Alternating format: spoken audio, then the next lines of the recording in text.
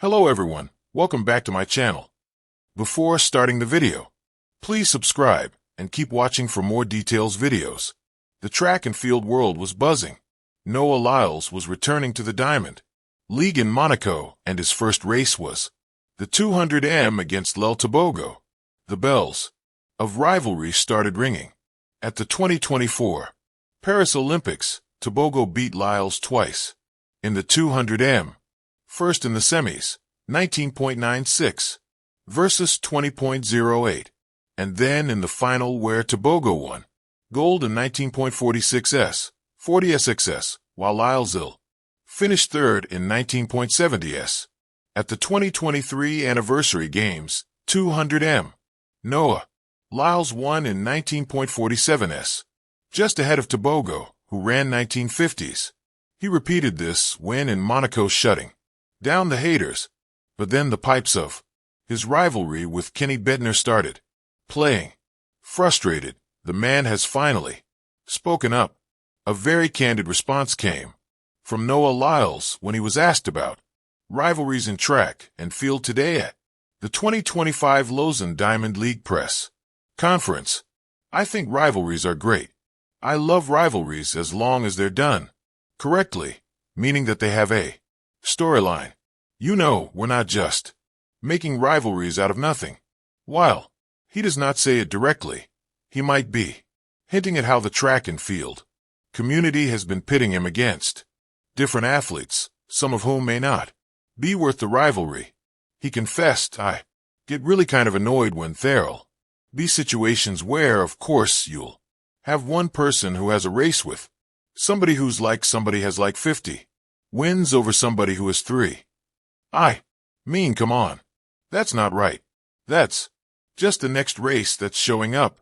Again, not a direct hit, but this is true in the case of Noah and Kenny Bednar.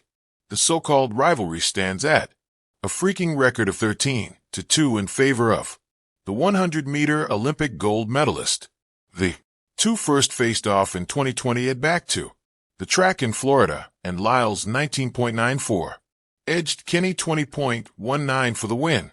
Noah Lyles won. Kenny Bednar 0. Bednar didn't score until 2021 after Lyles had beaten him at the USATF Golden Games and U.S. Olympic Trials. Kenny finally got his first win in their duel at the Tokyo Olympic silver in 19.68, while Noah took bronze at 19.74. But this one on Kenny's meter did not move for 3 years. Meanwhile, Lyles racked up victories at the 2022 USAF Outdoor Championships, 2022 and 2023 World Championships, and more. Kung Fu. Kenny only added another win at the 2024 Olympics, and that too while Noah battled CO. After that, Kenny fell to Lyles twice at the 2025 USATF Championships and the Cilicia Diamond League. The 28-year-old further added, "It's like, come on.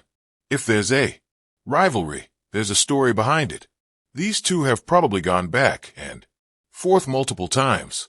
They probably have some type of history, or they're creating history at the time, and that's the type of rivalry I want to see. And that's the rivalry Noah Lyles has with Christian Coleman indoors. Their first major clash came at the 2024 USA Indoor Championships in Albuquerque, where Lyles narrowly beat Coleman by just 0.01 seconds, running 6.43 to Coleman's 6.44. The rematch at the 2024 World Indoor Championships in Glasgow saw Coleman turn the tables, winning in 6.41 seconds, while Lyles finished close behind at 6.44.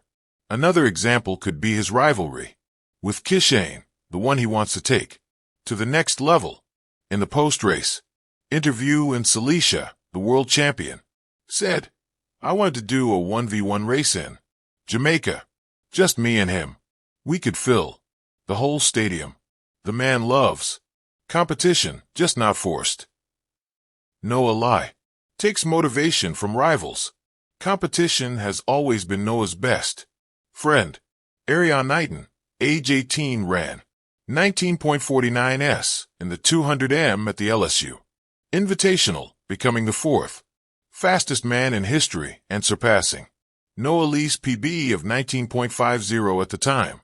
Weeks later, Lyles chased down Knighton at the U.S. Championships, and as he edged him at the line, pointed across Knighton's face. At the clock, 19.67 for Lyles, 19.69 for Knighton. I'm always here for competition, Lyles said. He added, the fact that somebody has beaten my PR and no matter by how little margin, it gives me an incentive to step up. I've been waiting for the day when somebody comes to push me. We're there. It's happening. When Noah was 23, he said that he did not care about rivals. I don't think about rivals a lot. I mean, honestly, in my head, I don't have any rivals. Track and field is one of those sports where you need to focus on yourself and your own lane. For me, it's freeing. Years later, the perception hasn't changed. At the start of the season, the Olympian has shared a thoughtful view on rivalries, seeing them as both motivating and secondary to personal focus. He explained, I'm going to go after it regardless, but it's always great to have competition. Iron sharpens iron, you know. We all eat and we all get better together. The man appreciates strong competitors for pushing him to improve, but maybe not all. Noah Lyles is no stranger to the spotlight. The reigning world champion, Olympic medalist, and global face of sprinting has built his brand on a mix of jaw-dropping speed, unapologetic confidence, and unshakable charisma. But while he thrives on competition and pressure, there's one battle he's grown tired of, fighting false narratives created within the very community he represents. Recently, Lyles addressed what he called really kind of annoying claims circulating among fans, media, and even some insiders in the sport. These weren't critiques of his racing strategy or his results on the track. Those he welcomes. Instead, they were myths, half-truths, and straight-up fabrications that, in his words, do more harm than good for both him and track and field as a whole. The flashpoint. It all started after the Cilicia Diamond League, where Lyles suffered a rare upset in the 200m. Within hours, social media was buzzing, not just with respect for his competitors, but with rumors. Some claimed he was injured. Others speculated that he was distracted by off-track ventures like fashion appearances, sponsorship shoots, or his public discussions about music. And the most frustrating of all, according to Lyles, was the idea that his focus on being an entertainer was overshadowing his identity as an elite athlete. In a candid interview following the meet, Lyles didn't hold back. I don't know where these things come from, but I'll be real. It's really kind of annoying. One race doesn't mean I'm not training hard. One bad day doesn't mean I've lost focus. People forget I've been at this for years. I don't need distractions. I've proven I can win. The weight of expectation.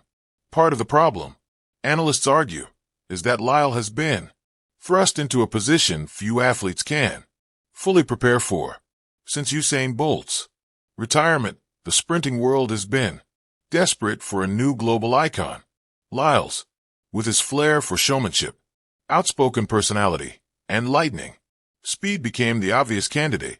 But that spotlight has a shadow. Every victory becomes a headline, but every